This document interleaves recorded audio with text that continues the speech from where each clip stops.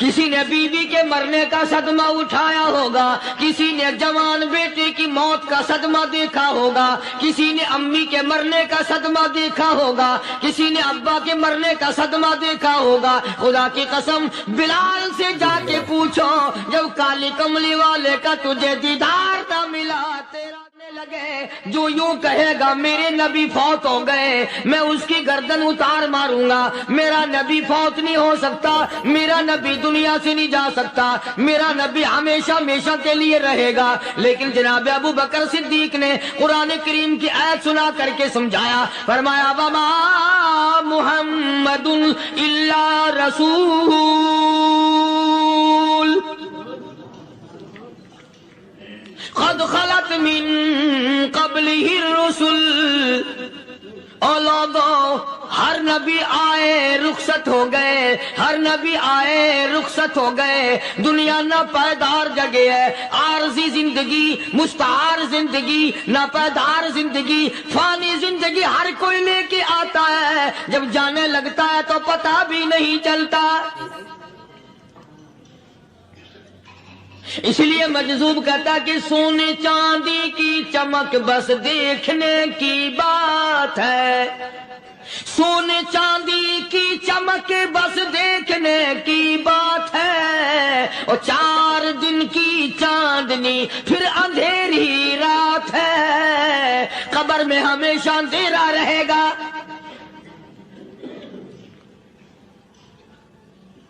صحابہ اکرام نے وہ صدمہ دیکھا، وہ پریشانی دیکھی، کائنات میں کسی نے نہیں دیکھی۔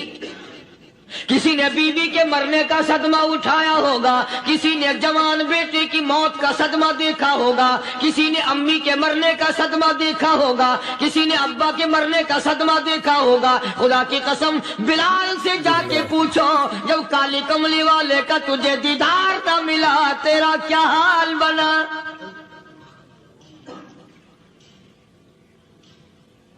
صحابہ اکرام نے وہ عشق نبھایا، کمال کر دیا۔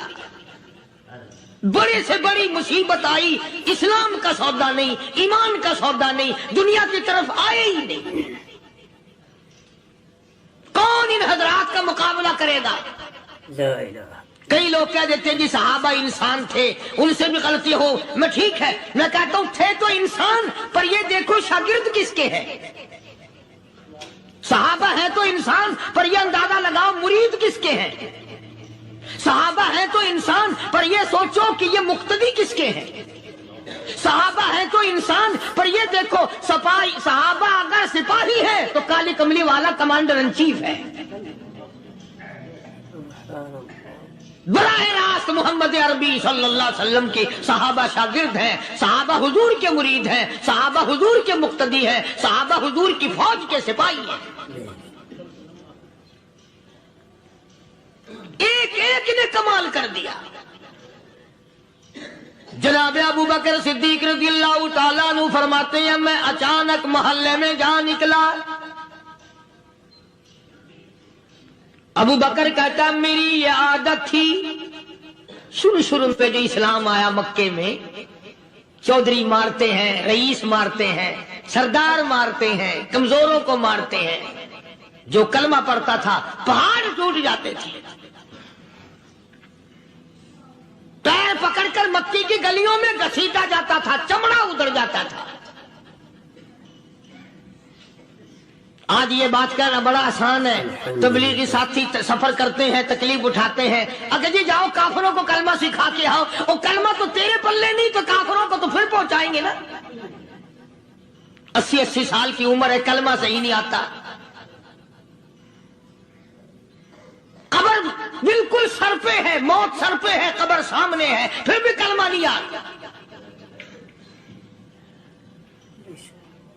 اور میں تو کئی مرتبہ کہا کرتا ہوں کہ یہ بھی فکر کیا کرو کہ اس نبی کی ذات پر تم درود پاک پڑھتے ہو صلی اللہ علیہ وسلم، جس کی ذات پہ خود خدا درود بھیجتا ہے، فرشتے بھیجتے ہیں۔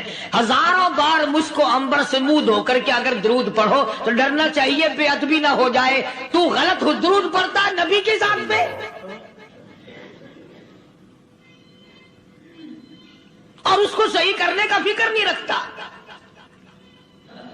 چنانچہ ابو بکر صدیق رضی اللہ تعالیٰ عنہ چکر لگاتے لگاتے ایک محلے میں جا نکلے. وہاں جا کے دیکھا ایک نوجوان ہے، غریب صحابی، نادار صحابی، مفلس صحابی، کافر کا غلام ہے، کالی کملی والے صلی اللہ علیہ وسلم کا کلمہ پڑھتا ہے. کافروں نے پکڑ کر گرم گرم ریت پہ اونڈا کر کے لٹایا ہوا ہے اور کئی کافر اس صحابی کی کمر پہ چڑھ کر لتاڑ رہے ہیں، اس کی کمر پہ چڑھے ہوئے ہیں. جناب ابو بکر صدیق رضی اللہ تعالیٰ عنہ فرماتے ہیں میں نے دور سے دیکھا، میں سمجھ گیا کوئی غریب آدمی ہے. جب میں قریب گیا فرماتے ہیں میری آنکھ نے دیکھا ابو فقیہ صحابی، میں نے پہچان لیا. کئی آدمیوں کے لتاڑنے کی وجہ سے، کئی آدمیوں کی کمر پہ چڑھ جانے کی وجہ سے ابو بکر کہتا ہے اتنی لمبی ابو فقیہ کی زبان باہر نکل آئی، منہ سے زبان باہر لٹکی ہوئی ہے، مار رہے ہیں کافر. جناب ابو بکر صدیق رضی اللہ تعالیٰ عنہ نے فرما دیا نہ مارو، اللہ کا بندہ ہے. وہ کہنے لگے بندہ تو اللہ کا ہوگا، غلام ہمارا اور کلمہ اس نبی کا پڑھتا ہے، ہمارا غلام ہو کر کلمہ پڑھتا ہے، کیوں؟ جب تک جان سے نہ مر جائے گا ہم چھوڑیں گے نہیں، ہم اسے ختم کر کے دم لیں گے. اس نبی کا کلمہ پڑھتا ہے، ہمارے سامنے پڑھتا ہے. جناب ابو بکر صدیق رضی اللہ تعالیٰ عنہ نے منع کر دیا. منع کرنے میں اور زیادہ مچر گئے اور زیادہ خرمستی کرنے لگے. ابو بکر فرماتے ہیں میں بالکل قریب کھڑا تھا، ظالموں نے ابو فقیہ کی پسلیوں پہ کمر پہ چھلانگیں لگانی شروع کر دی.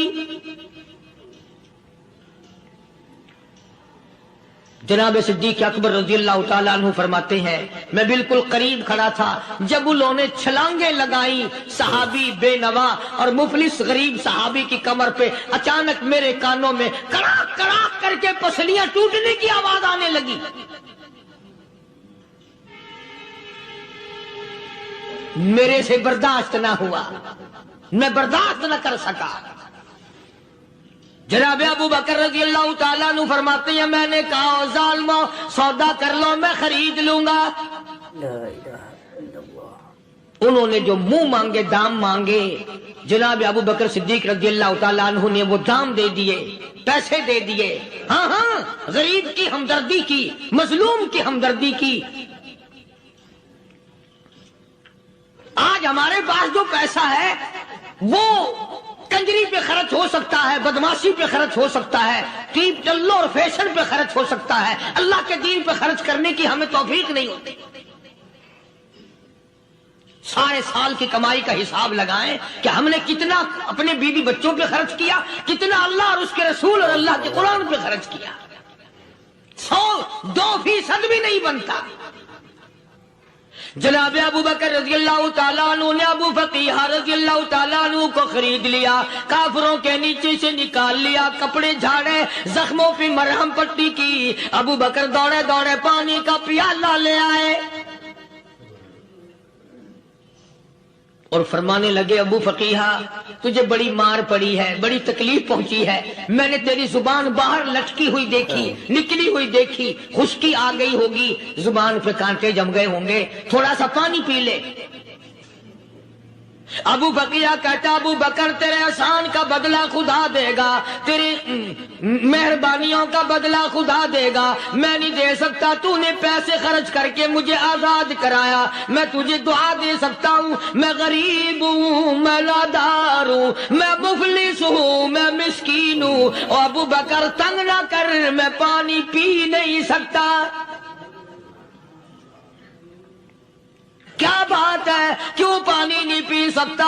کہنے لگا ابو بکر تجھے کیا معلوم ہے جن کی وجہ سے میری پسلیاں توڑ دی گئی، جن کی وجہ سے مجھے مارا گیا، جن کی وجہ سے مجھے لتاڑا گیا، جن کی وجہ سے میری پسلیاں توڑی گئی، جن کی وجہ سے میرا یہ حال کیا گیا، جب تک میں آقا کا دیدار نہ کر لوں میں پانی کی بوند پی نہیں سکتا. مجھے پہلے شربت دیدار پینا ہے. میں نے سرکار مدینہ صلی اللہ علیہ وسلم کی زیارت پہلے کروں گا، پانی بعد میں پیوں گا۔ او ابو بقیہ تجھے تو بڑی سخت مار پڑی ہے، تجھے تو بڑی تکلیف پہنچائی گئی ہے، میں تجھے حضور کے دربار میں لے کے چلوں گا، تو پانی تو پی لے۔ کہتا کوئی مجنون بتاتا ہے، کوئی کہتا ہے دیوانہ، کوئی مجنون بتاتا ہے، کوئی کہتا ہے دیوانہ، یہ تو مرض عشق احمد کا ہوا بیمار میں بھی ہوں۔ اور ابو بکر تجھے کیا معلوم ہے، مجھے عشق لگا ہوا ہے، مجھے سوز و گداز لگی ہوئی ہے، میں اپنے دل میں کسی کو بسائے بیٹھا ہوں، جب تک اس آقا کا دیدار نہ کر لوں مجھے چین نہیں آئے گا۔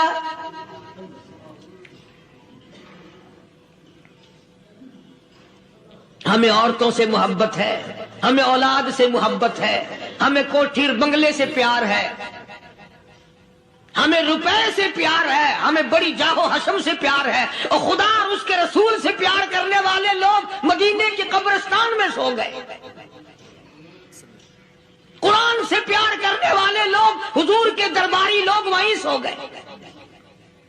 اندازہ لگاؤ، کوئی مار کھا کے اپنے ماں باپ کے پاس جائے گا، کوئی بھائی برادری میں جائے گا، کوئی تھانے میں رپورٹ لکھوانے جائے گا، کوئی اسپتال میں سرٹیفکیٹ لینے جائے گا، کوئی ڈاکٹری کرانے جائے گا۔ ابو فقیہ تم کتنے خوش نصیب ہو، امام الانبیاء کے دربار میں چلے ہو۔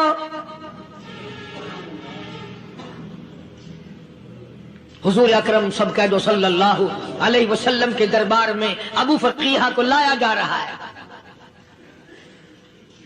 علماء نے لکھا ہے کہ جب ابو فقیہ حضرت کے دربار میں پہنچے تو خبر تو پہلے تھی نا کہ بڑی مار پڑی ہے، رحمت کائنات نے اٹھ کر سینے سے لگا لیا، تشریف فرما ہوئے، فرمایا ابو فقیہ جی حضور میں نے سنا ہے تو نے پانی نہیں پیا، اتنی مار پڑی تیری پسلیاں توڑ دی گئی، تیری کمر پہ چھلانگیں لگائی گئی، تجھے گرم گرم لیٹ پہ لٹایا گیا، تیری زبان باہر نکل آئی، اور میں نے سنا ہے تو نے پانی نہیں پیا۔ کہتا ہے آقا ہاں نہیں پیا۔ فرمایا کیوں نہیں پیا؟ کہتا ہے آقا میں اس وقت پانی پیتا میرے منہ میں صرف پانی جاتا، اب پیوں گا ہاتھ تیرا ہوگا منہ میرا ہوگا، پانی میرے منہ میں جائے گا، مجھے حوض کوثر کا مزہ یہی آ جائے گا، مجھے لطف آئے گا محمد عربی صلی اللہ علیہ وسلم کے ہاتھ سے پانی پینے کا۔ علماء نے لکھا ہے کہ حضرت نے جب اپنے رحمت والے ہاتھ سے ہاں وہ انگلی چاند کو اشارہ کیا، جگر پھنس کر ٹکڑے ہو گئے، وہ انگلی اشارہ کیا سورج واپس ہو گیا، وہ انگلی درخت اپنی جڑیں چھوڑ کر پیغمبر کے قدموں میں آ گئے، وہ انگلی جن میں کنکر پہاڑ کے لیے تو کلمہ پڑھنا شروع کر دیا، وہ انگلی اونٹ کی طرف کی تو بول پڑا، وہ انگلی چڑیا سامنے آئی تو انہوں نے شکایت کر دی، وہ انگلی جن کو دیکھ کر کے بیت اللہ پھر گیا۔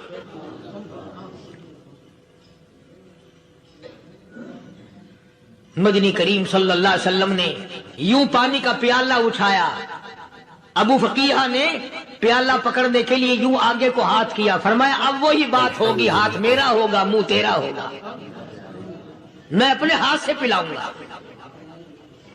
ابو فقیہ کو پانی پلا دیا، اور پانی پلانے کے بعد پوچھا اب تیرا کیا حال ہے، اب حال کیا ہے؟ کہتا ہے آقا تیرے چہرے پہ فدا شمس و قمر، تیرے چہرے پہ فدا شمس و قمر، تیری زلفوں پہ تصدق شام و سحر، تیرے چہرے پہ فدا شمس و قمر، تیری زلفوں پہ تصدق شام و سحر، رخسار پہ ٹھہرے کس کی نظر، تیری بانک ادا کا کیا کہنا، اور کالی کملی والے تیری زیارت ہوئی سارے دکھ بھول گیا۔ میرے سارے غم ٹل گئے، میرے سارے دکھ دور ہو گئے، میری ساری پریشانی دور ہو گئی، اور میں تو اب مزے میں ہوں۔ جناب ابو بکر صدیق رضی اللہ تعالیٰ عنہ نے مال خرچ کیا، صحابہ کرام کی جانیں بچائیں۔ قیامت کا دن ہوگا، ساری کائنات کی پیشی ہوگی، اللہ پاک پوچھے گا کہ دنیا میں کیا کرتا تھا؟ کوئی کہے گا میں کھیتی باڑی کرتا تھا، کوئی کہے گا میں دفتر میں نوکر تھا، کوئی کہے گا میری دکان تھی، کوئی کہے گا میں یہ کمائی کرتا تھا، کوئی کہے گا میں یہ کمائی کرتا تھا۔ آئے گی باری ابو بکر کی، اللہ پاک پوچھے گا دنیا سے کیا لایا؟ ابو فقیہ، حضرت بلال، حضرت نادیہ، حضرت زنیرہ اور کتنے صحابہ کرام کی جماعت کو پکڑ کر اللہ کے عدالت میں کھڑا کر کے ابو بکر کہے گا الہی صدیق کی کمائی تیرے سامنے موجود ہے۔ مبارک ہیں یہ لوگ کہ ان حضرات نے محض اللہ اور اس کے رسول کریم صلی اللہ علیہ وسلم کو راضی کرنے کے لیے اپنا سب کچھ قربان کر دیا۔ اور خود رسول کریم صلی اللہ علیہ وسلم نے ان کو ایسی تعلیم دی، ایسے اخلاق دیے کہ حد ہو گئی۔ دربار رسالت ہے، ایک کافر مسافر آتا ہے بھی کافر، ہے بھی مسافر، ہے بھی معمر، بوڑھا آدمی ہے۔ کبھی کبھی سوچتا ہوں کہ اس زمانے کے تو کافروں میں بھی کوئی خوبی ہوا کرتی تھی، منافقت تو نہیں تھی نا، منافقت نہیں تھی، چال بازی نہیں کرتے تھے، ہیرا پھیری نہیں کرتے تھے۔ سبحان وہ بوڑھا مسافر کافر سرکار دو عالم صلی اللہ علیہ وسلم کے دربار میں آیا، آ کے کہنے لگا نبی اللہ میں بوڑھا ہوں، مسافر ہوں بھی تیرا اور تیرے خدا کا منکر، پر میں سوال کرتا ہوں کوئی سواری دو، میرا گھر بڑا دور ہے، میں اس پر سوار ہو کر اپنے گھر پہنچ جاؤں۔ حالانکہ مسلمانوں کے پاس سواریاں کہاں تھی، خود تنگی میں تھے، وطن چھوڑ کے آئے، قربانیاں دے کے آئے، پتے چباتے ہوئے آئے، پانی پورا رج کے پینے کے لیے پانی نہیں ملتا۔ اور حضور کریم صلی اللہ علیہ وسلم کو پتا تھا کہ یہ سوال کرنے والا ہمارے عقیدے کا نہیں، رحمت کائنات کا دریائے کرم جو اس میں آیا، صحابہ کرام کی طرف خطاب کر کے فرمایا کون ہے جو آج میں محمد الرسول اللہ صلی اللہ علیہ وسلم کو سواری دے؟ کون ہے جو آج مجھے سواری دے؟ میں جنت میں اعلیٰ درجے کی سواری کا وعدہ کرتا ہوں۔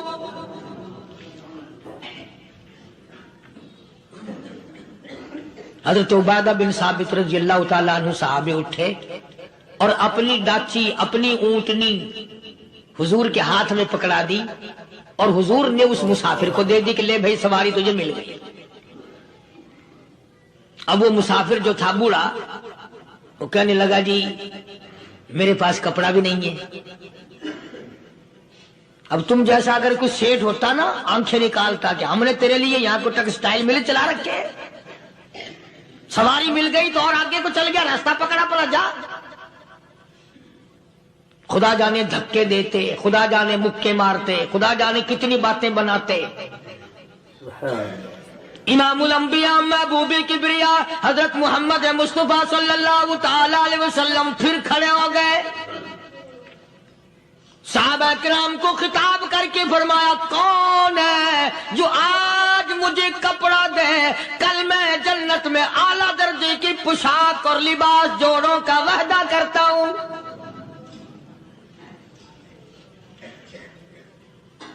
ایک صحابی نے اپنا کپڑا اتار کر حضور کے ہاتھ میں دے دیا صلی اللہ علیہ وسلم، یعنی ان کو کتنا یقین ہے حضور کی زبان پہ۔ سودا جنت کا ہو رہا ہے، زبان ہے کالی کملی والے کی، سودا ہو رہا ہے جنت کا۔ اور آج تمہیں سارا قرآن سنا دو، اس سنانے والے کا بھی ڈھلا تے سننے والے مولوی کہتے رہتے ہیں یار کوئی بات نہیں، جنت کس نے دیکھی ہے؟ صحابہ کرام میں سے کسی نے کپڑا دے دیا، حضور کریم صلی اللہ علیہ وسلم نے کپڑا لیا اور اس مسافر کو دے دیا کہ لے بھی کپڑا بھی مل گیا، ہے بھی کافر۔ اب اپنے عقیدے کا نہیں، اپنے قبیلے کا نہیں، اپنے خاندان کا نہیں۔ اب وہ کہنے لگا کہ نبی اللہ مجھے بھوک بھی لگی ہے، میں نے روٹی بھی کھانی ہے۔ مدنی کریم صلی اللہ تعالی علیہ وسلم پھر کھڑے ہو گئے اور صحابہ کرام کو خطاب کر کے فرمایا، کون ہے جو مجھے آج کھانا دے، روٹی دے، کل میں جنت میں اعلیٰ درجے کے کھانے کا وعدہ کرتا ہوں۔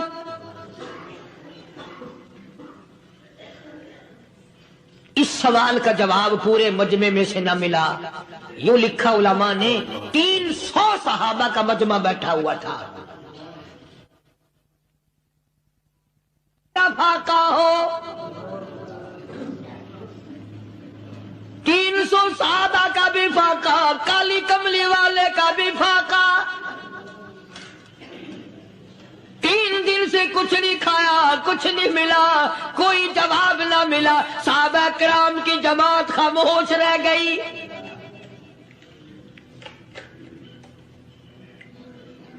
سلمان فارسی رضی اللہ تعالیٰ عنہ اٹھے اور اس مسافر کا ہاتھ پکڑا اور کہنے لگا، میں تجھے ایسے دروازے پہ لے کے چلوں گا جہاں سے کچھ نہ کچھ کھانے کے لیے مل جائے گا۔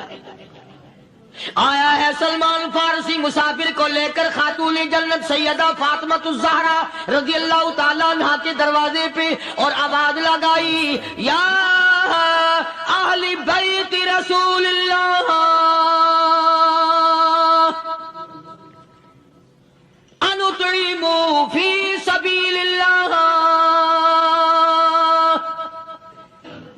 او نبی کی لخت جگر، نبی کی نوری نظر اور نبی کے جگر کے ٹکڑے اور کالی کملی والے کی بیٹی، اے فاطمہ ایک آدمی بھوکا ہے، کھانا کھلانا ہے، اس کے لیے کھانا بھیجو۔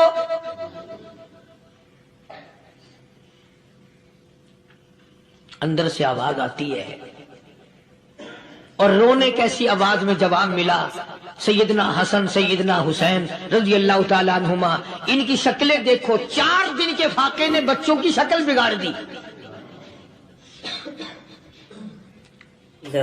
پیغمبر کے نواسوں کا فاقہ، پیغمبر کا نواسا، پیغمبر کی بیٹی کا فاقہ، تمام مسلمان فاقے سے ہیں، کوئی گلہ نہیں کرتا، کوئی شکایت نہیں کرتا، کوئی اعتراض نہیں کرتا۔ اسی حالت میں اگر جنگ بھی ہو جائے تو صحابہ پھر بھی پیچھے رہنے کو تیار ہیں۔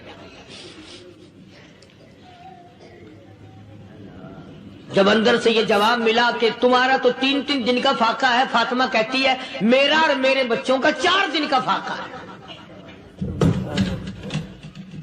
تو سلمان فارسی اس مسافر کو لے کے واپس ہونے لگا۔ اندر سے آواز آتی ہے، خالی نہ جاؤ، میرے سر کی چادر لے جاؤ، یہ لے جا کر یہودی کے پاس گروی رکھ دو، گلا رکھ دو، غلہ لے آؤ، میں پیس پکا کے کھلا کے بھیجوں گی۔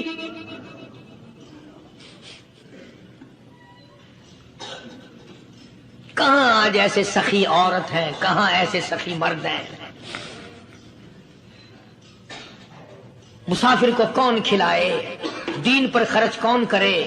کسی طالب علموں کو، آپ میں سے اکثریت ایسے لوگوں کی ہے جنہوں نے ساری عمر میں، سارے سال میں کبھی ایک قرآن پڑھنے والے طالب علم کو روٹی نہیں کھلائی، اور پھر یہ کبھی نہیں سوچا کہ میں آخر کما رہا ہوں تو کیا کر رہا ہوں۔ بس شیطان یوں کہہ دیتا ہے یہ تو بڑے بڑے امیروں کا کام ہے، تو غریب آدمی ہے، تیرے بس کا یہ کہاں کام ہے؟ یہ تو بڑے بڑے امیروں کا کام ہے طالب علموں کو، مسافروں کو کھانا کھلانا۔ کل قیامت میں اگر اللہ نے یہ فرما دیا کہ جنت تو میں نے امیروں کے لیے بنائی ہے، تو مزدور ہے، بھاگ یہاں سے، پھر کیا بنے گا؟ مولانا مظفر حسین صاحب کاندھلی سب کہہ دو رحمت اللہ علیہ، بہت بڑے بزرگ گزرے ہیں، ہمارے اکابر میں سے ہیں۔ کاندھلا ایک قصبہ ہے جس نے بڑے بڑے ولی پیدا کیے ہیں۔ مولانا مظفر حسین صاحب کاندھلی، مولانا الہی بخش صاحب کاندھلی، مولانا محمد زکریہ صاحب شیخ الحدیث رحمت اللہ علیہ کاندھلے کے، مولانا محمد الیاس صاحب دہلوی رحمت اللہ علیہ امیر تبلیغی جماعت کے ایجاد کرنے والے، شروع فرمانے والے، یہ بھی کاندھلے کے ہیں۔ تو یہ سارے بزرگ اس قصبہ کاندھلے کے ہیں۔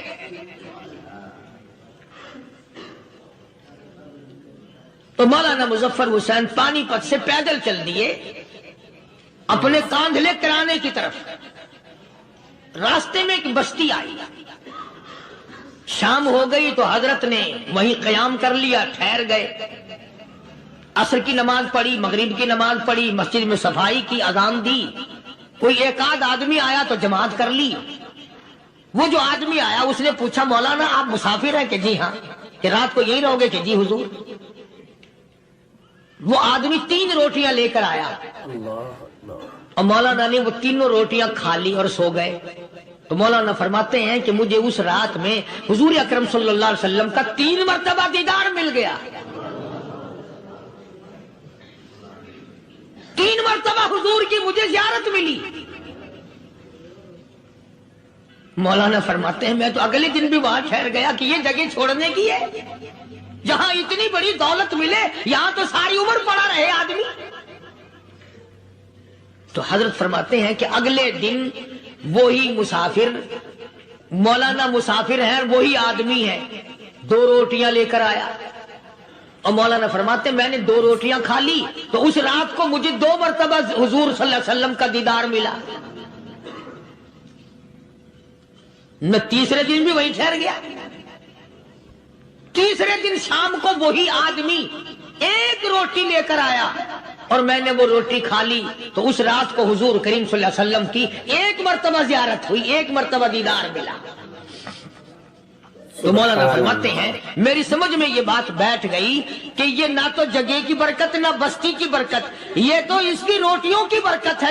3 کھائی تو 3 مرتبہ دیدار ہوا، 2 کھائی تو 2 مرتبہ دیدار ہوا، 1 کھائی تو 1 مرتبہ، یہ تو اس کی روٹی کی کرامت ہے۔ تو وہی آدمی جو روٹی لانے والا تھا وہ کہنے لگا مولانا کل آپ تشریف لے جائیں، یہاں نہ ٹھہرنا۔ تو حضرت فرماتے ہیں میں نے کہا کیوں بھائی، مجھے تو ایسی دولت مل رہی ہے میں یہیں پڑا رہا ہوں۔ وہ کہنے لگا اللہ والے آپ کو پتہ نہیں پرسوں میں مزدوری کر کے اتنا ہی آٹا لایا تھا کہ 3 روٹیاں بنی، اتنا ہی آٹا بنا تھا، 3 روٹیاں بنی، میں اپنے نام کی روٹی اٹھا کے چل دیا۔ میری بیوی نے پوچھا کہاں؟ میں نے بتایا مسجد میں ایک اللہ والا مسافر ہے۔ وہ کہنے لگی میں بھی فاقہ کر لوں گی، میرے نام کی روٹی بھی اس مسافر کے لیے لے جا۔ کہتا ہے میں نے دونوں اٹھا لی، تیسری روٹی ایک بچہ ہمارا اس کے لیے چھوڑ دی۔ وہ بچہ کہنے لگا اچھا ماں باپ جنت میں جائیں، بیٹا کدھر رہے گا؟ میں بھی فاقہ کروں گا، میرے نام کی بھی لے جا۔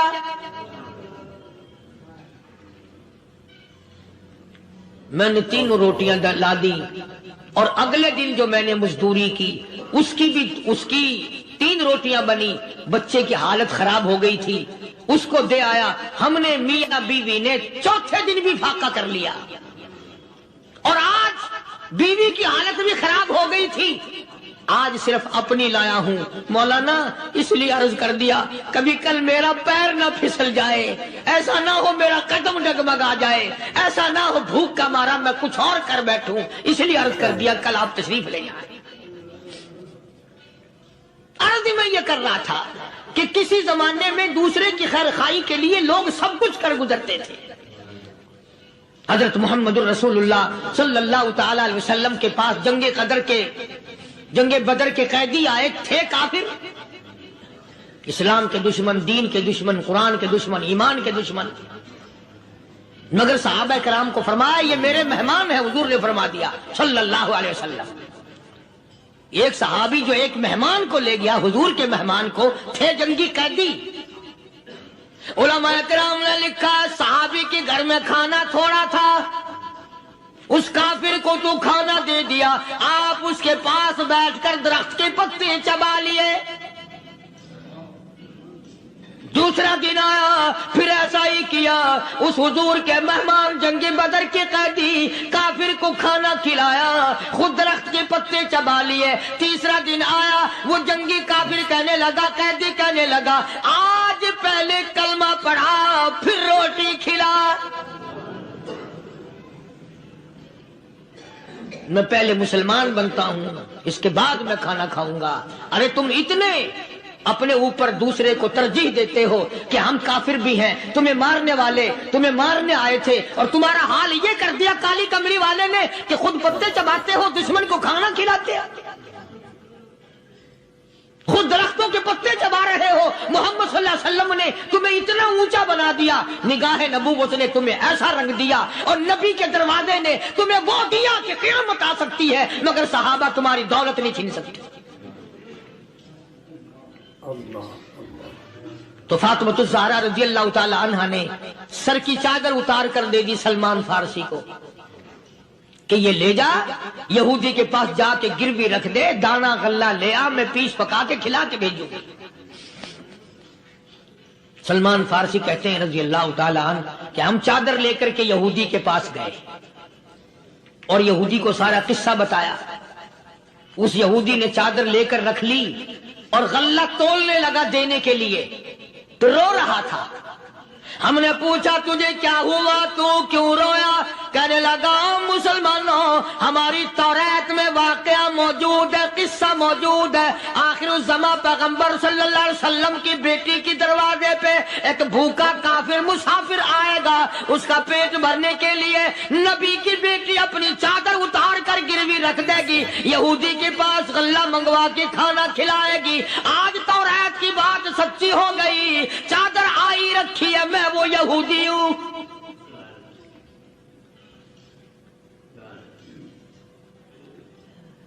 اور غلہ تول کر دے دیا۔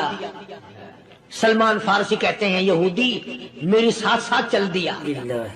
خاتون جنت سیدہ فاطمۃ الزہرا رضی اللہ تعالی عنہا کے دروازے پہ آیا، اور جب ہم نے غلہ دے دیا، چادر بھی اندر یہودی نے پہنچا دی کہ میں چادر بھی واپس دینے آیا ہوں، اور سلمان کو کہنے لگا اب دیر نہ لگا، دیر نہ کر، کیوں؟ میری توریت نے تصدیق کر دی کہ یہ نبی برحق ہے، اب ایسا نہ ہو میرا دم نکل جائے، میں کفر پہ مر جاؤں، جلدی کر، مجھے سرکار کے دربار میں لے چل، میں مسلمان بنتا ہوں۔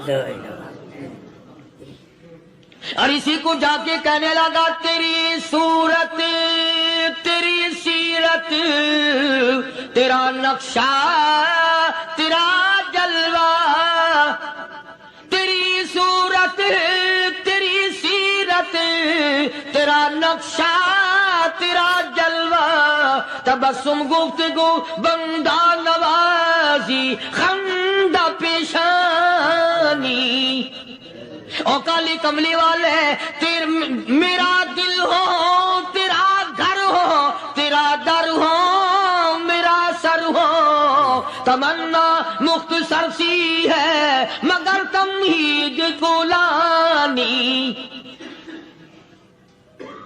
یہودی نے ضد نہیں کی۔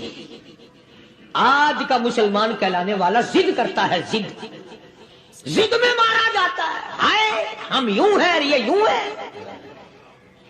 وہ یہودی اچھا نکلا، ذرا سی بات اس کے سامنے آئی فوراً سمجھ گیا، سرکار کے دربار میں جا کر غلامی قبول کر لی۔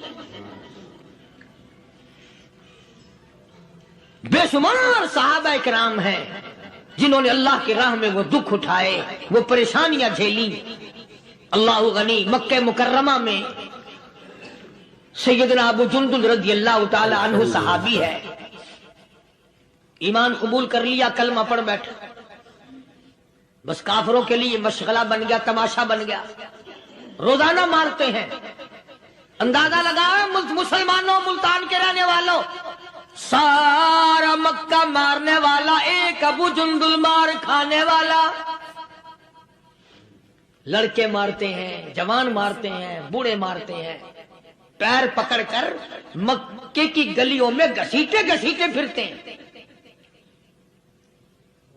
رحمت کائنات حضرت محمد رسول اللہ صلی اللہ تعالی علیہ وسلم عمرے کے لیے تشریف لائے ہیں، کفار مکہ نے روک دیے۔ حدیبیہ میں مکے سے 6 میل پر حضور صلی اللہ علیہ وسلم تشریف فرما ہے، صحابہ کرام کی فوج ہے، لشکر ہے، سرکار دو عالم ہے صلی اللہ علیہ وسلم۔ ذرا توجہ کرنا، کلیجے پہ ہاتھ رکھ کے، ابو جندل کے پیروں میں بیڑیاں ڈال رکھی ہیں، چلا نہ جائے، مدینے نہ بھاگ جائے، کھسک نہ جائے، نکل نہ جائے۔